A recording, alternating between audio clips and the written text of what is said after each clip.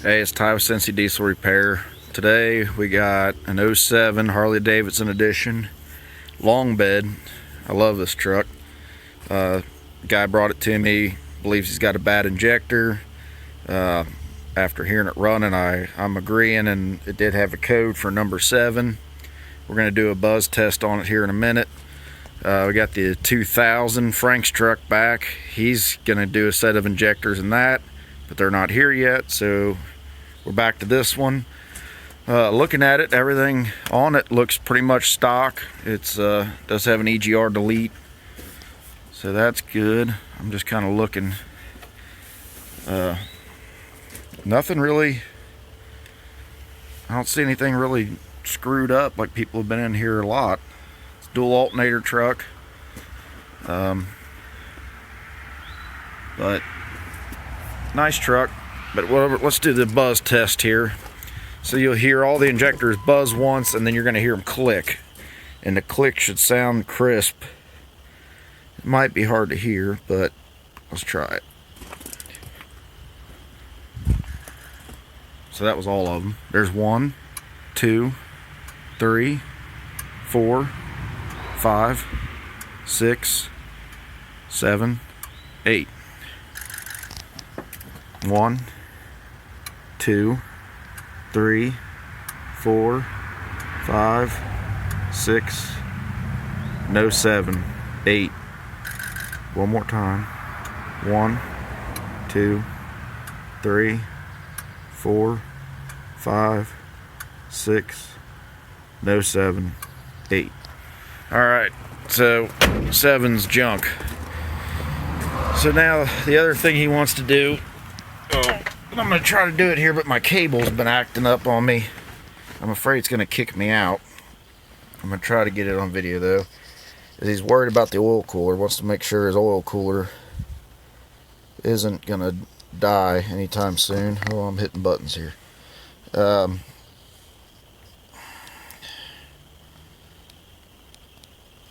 on, I screwed something up with the, there we go. Okay, so let's shut this door. What I'm going to do is I'm going to get the engine oil temperature up here. So engine oil, that's the wrong one, that's voltage. There we go. And I'm going to get engine coolant up here.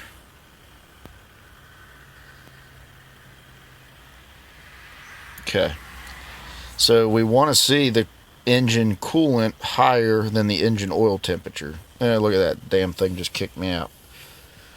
Alright, well, let me try to get it back on, but what we're looking for is engine coolant 15 degrees or less separation is what we want to see.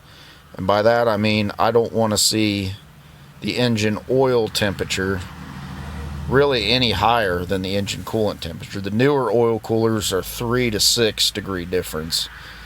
The older ones, this is stock as far as I can tell, 15 degree difference. So in a perfect world, I want the engine coolant to be less than the engine oil. But if the engine oil is higher in temperature, it can't be more than 15 degrees. If it's over 10, I'm calling it bad. But let me try to get this going again. I don't know what its issue is, and see if I can show it to you. Alright, so I'm trying to catch this for you guys because this thing keeps kicking in and out, but just ran on the back roads pretty. This is coolant, that's oil. So we're not at 10 degrees even. I mean, we're, well, now oil's anyhow, this thing's frustrating me, but it was, I think 187 is the highest I saw on oil. So that's not that 15 degrees. So we'll probably do the injectors, try it again. But as of now, I'm gonna say the oil cooler's good, because we didn't see more than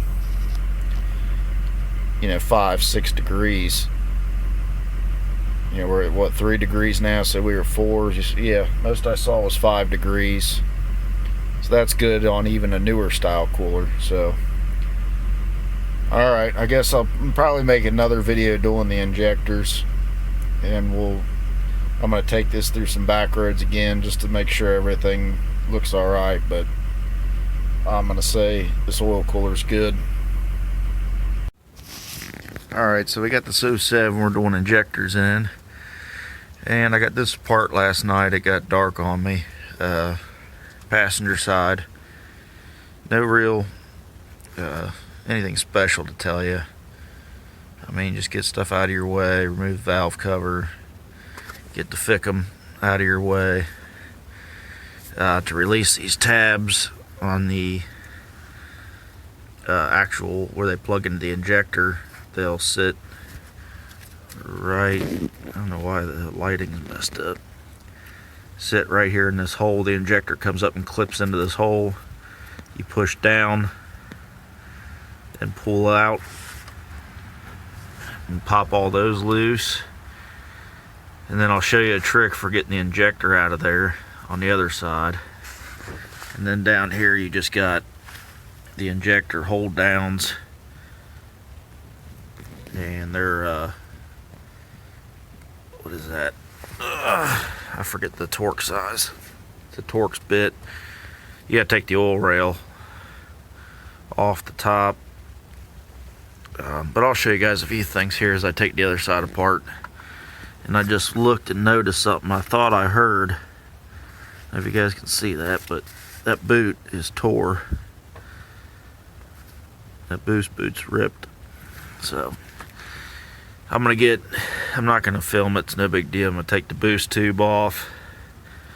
And then basically just get myself down to the valve cover, and if there's something I think you guys should see, I'll show you. Okay, so within about, I don't know, 20 minutes we got the valve cover basically ready to come out. Moved the boost tube.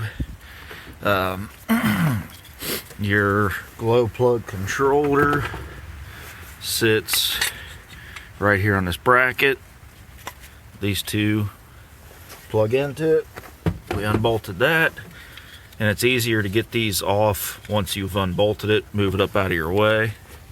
Then ICP sensor, unplug that. There's 10mm bolts here and here that hold this bracket on. You want to go ahead and take those off and get that out of your way. This part of the wiring harness is looped down under the AC and attached to this 10mm along with this one. Go ahead and take that loose. Then you can pull your wiring harness up, over, and out of your way. I've got the map hose for the map sensor tucked up over here. Connects right there. Just pop it off, put it over there. Glow plug harness unplugged, and you've got some of these style clips that run along here. Just try to pop them off, and it is easier if you take this heater hose off, but this one we're not doing anything with the cooling system, so I really don't want to drain it and all that, so you can do it without. Just kind of tuck this up out of your way. I've already got the injector harness done. Got all 4 of them. Just use a flat blade screwdriver and you can get down there and push on that and pop them out. Just don't, just take your time. The vacuum hose here for the heater control. Just move it out of your way.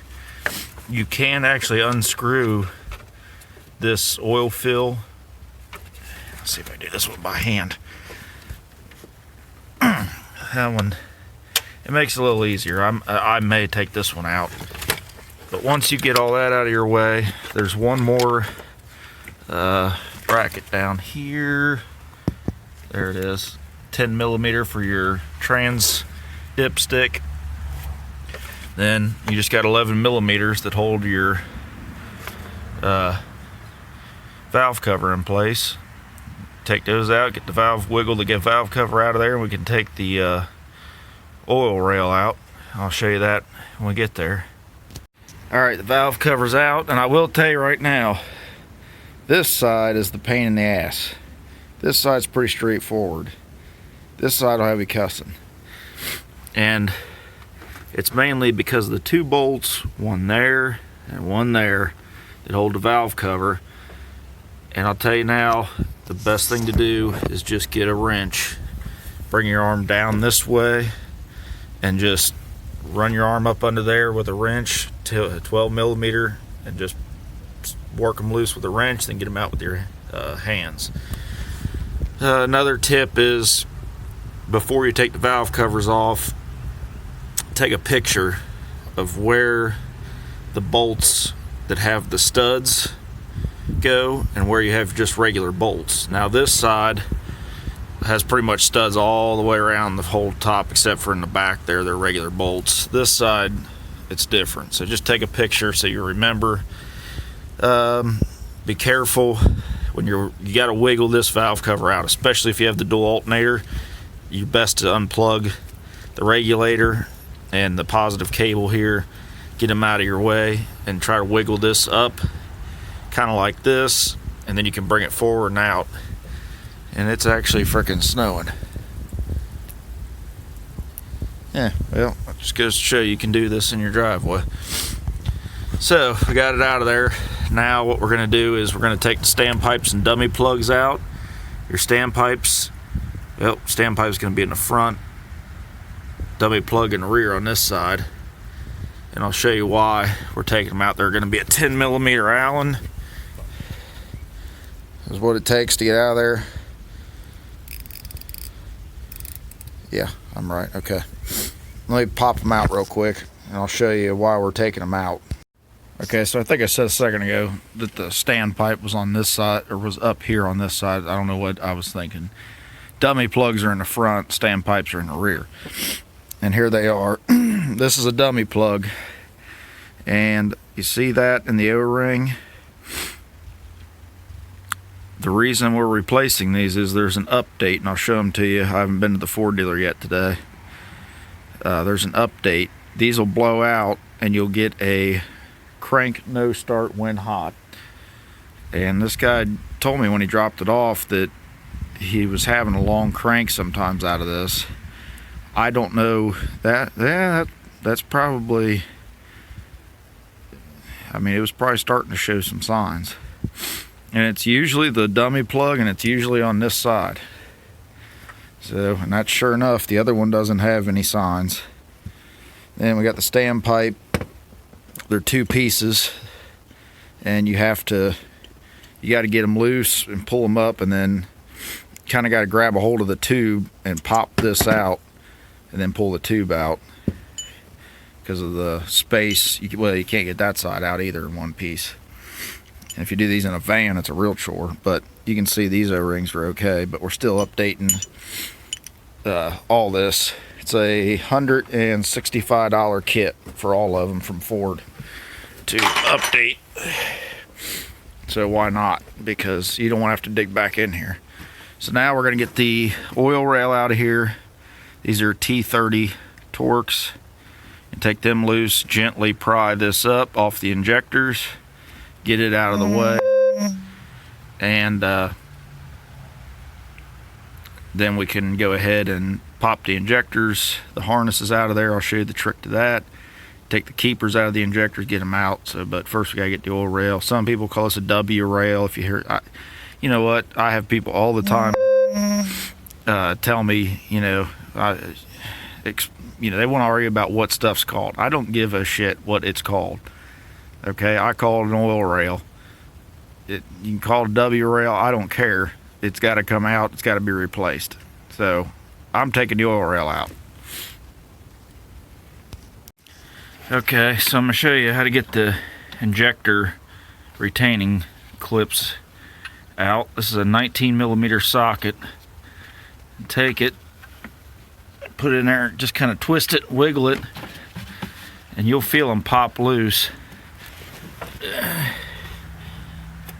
And there it is. I don't know why that one's got corrosion all over it.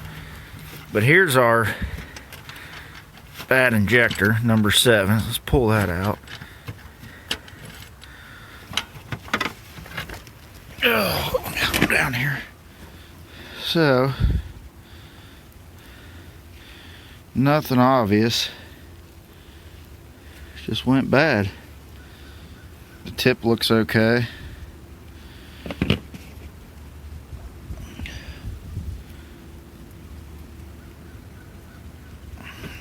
Yeah, just went bad. So I'm gonna pull the rest of these injectors out.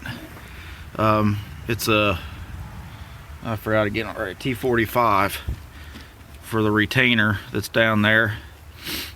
And again, if you're starting with this side, don't get discouraged, because it's a pain in the butt compared to the other side. But I got them out, so I'm gonna pop these injectors out of here, shut this hood down, and run to Ford, get some injectors, run to O'Reilly's, get some Ford Motorcraft oil, Ford Motorcraft filters, and come back tonight and just reverse the order, put them in, torque everything down to spec. I'll see if I can put the torque spec on here for the injectors and the oil rail, because you definitely want to torque those. I keep getting messages while I'm doing this. And then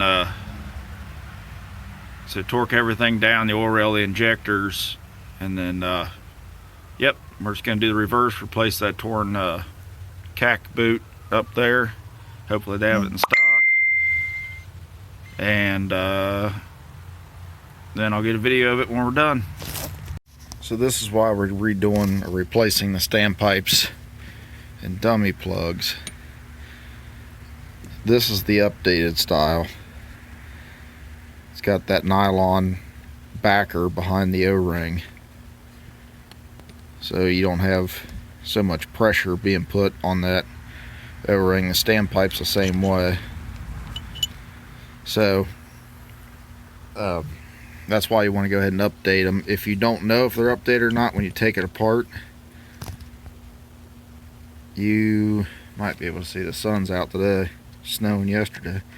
But the this one, the old one's a 10 millimeter Allen on top, and the new ones are 12. They're much bigger. So if you're not sure if they're updated, but for me, it's worth, just go ahead and buy, even if they are updated, unless you know how long you've had them in the truck. Go ahead and buy the new. This is the kit, comes with all 4 of them plus the plug for the driver's side.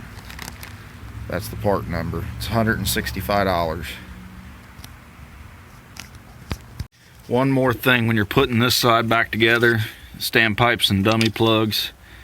Dummy plug in the front, standpipe in the rear, like I said before. But the bottom portion of that standpipe where it disconnects, you got to put that in first, then put the oil rail on, then put your top section on, because there's not enough room to go this way to get that bottom section of the standpipe in. So the driver's side, passenger side is done. Everything's back together. We had to replace the cack boot. Passenger side, standpipes, dummy plugs are in, rails in, torque down. In the back of the passenger side, you'll find this plug that sits right there.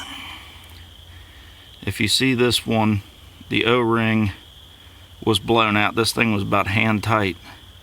That'll give you a crank no start, because you're losing high pressure oil out of there.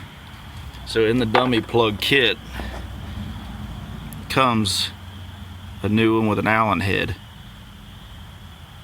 So make sure you check that when you're putting the W pipe back on the oil rail. It's all back together, runs nice and smooth. Everything works the way it should. We've already taken it for a test drive. This thing's got a tune in it. Let's see if I can free rev it and capture. This sucker runs now, but it's smooth as silk. Let's see.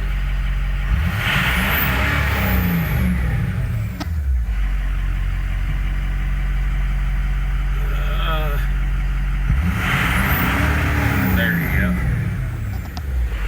So 194,000. Love these trucks. This one's done. I think we're gonna do a turbo rebuild here in the future. He's got a little extra play in the turbo, so we'll see if she's back. But as of now, runs great.